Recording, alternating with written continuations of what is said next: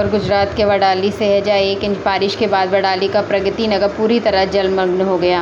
सड़कों और गलियों में पानी भरने से लोगों को घरों से निकलने में परेशानियों का सामना करना पड़ रहा है। रहवासियों का कहना है कि नगरपालिका की प्री मानसून तैयारियां पूरी तरह विफल साबित हुई हैं। जलभराव के कारण सांप समेत अन्य जहरीले जीव निकलने से लोगों में डर का माहौल है। स्थानीय लोगों ने नगरपालिका से तत्काल पानी निकासी की व्यवस्था करने की मांग की है और कहा है कि यदि अधिक बारिश हुई तो स्थिति और भी गंभीर हो सकती है। કહેવામાં આવે છે કે કોંગ્રેસ હોય કે ભાજપ, હું કોઈ મત માનતી નથી, પણ આ કન્ડિશન 9 વર્ષથી અમે અહીંયા આવેલા છે આ જ રીતે પાણી ભરાય છે। 15 મિનિટના વરસાદમાં જો ઢીચણ સામું પાણી ભરાતું હોય તો વિચારો કે 5-10 ઇંચ વરસાદ થાય તો શું પરિસ્થિતિ થાય। કોઈ અહીંયા મત લેવા માટે પૂછતા જાવ છે, કોઈ જોવા માટે આવતા નથી કે શું કન્ડિશન છે।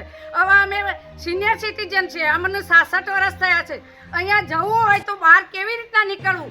સવારના અમે બેસી રહ્યા છીએ, કોઈ પણ છાસ દૂધ વગરના ચા પાણી વગરના બેસી રહ્યા, દૂધ લેવા જવું હોય તો કેવી રીતના જવું। જ્યારે ત્યારે હોય ત્યારે આ કન્ડિશન હોય છે, નથી રોડ થતો, નથી ખાડાકીયા પુરાતા। અમે જઈએ છીએ તો એક વખત બજારમાં જઈને આવીએ તો કમરનો દુખાવો થઈ જતો હોય છે।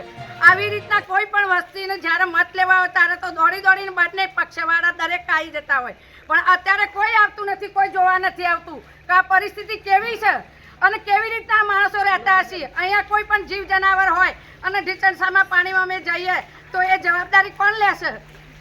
એટલે મારી વિનંતી છે કે તાત્કાલિક આ કાર્ય થવું જોઈએ, પાણીનો નિકાલ થવો જોઈએ। નગરપાલિકાવાળાને કહું છું કે પાણીનો નિકાલ થાય અને ખાડાકીયા પૂરવામાં આવે, નકર અમે આગળ જશું અને કલેક્ટર ઓફિસમાં જશું અને જઈને ત્યાં જઈને બોલીશું, અવાજ ઉઠાવશું।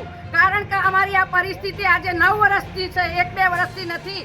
દર વખતે હોય તો રોડ બને છે તો ઊંચા નીચી કરી અને જાતા 5 થોતા જેવો પાણી કરી અને જતા રહેશે, એટલે તરત જતું રહે। પાણીનો નિકાલ થવો જોઈએ, ખાડાકીયા તાત્કાલિક રોડની વ્યવસ્થા। गुजरात से नरेंद्र सिंह राठौर की रिपोर्ट।